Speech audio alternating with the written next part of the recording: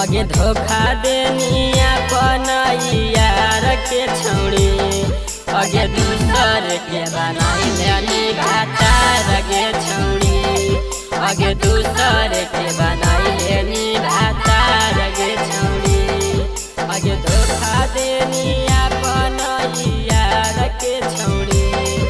आगे धोखा देनी अपन यार के छौड़ी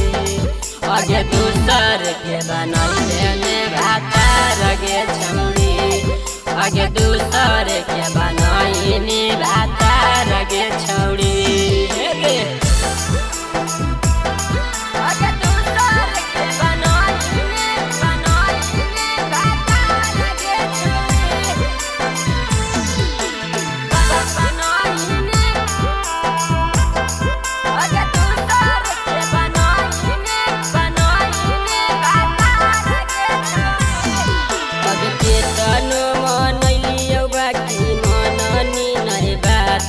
डोलिया में चढ़ी गे नी पियावा के साथ गे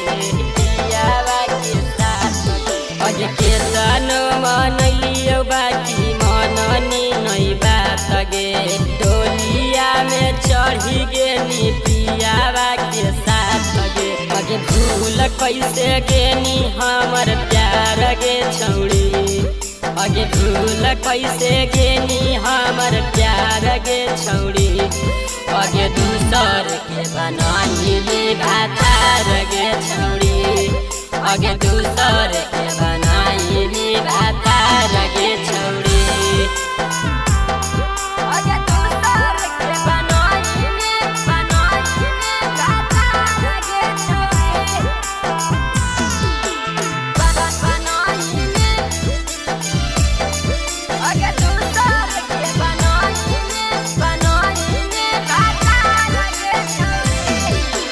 सोचनी ना कैसे रहतौ नहीं हरा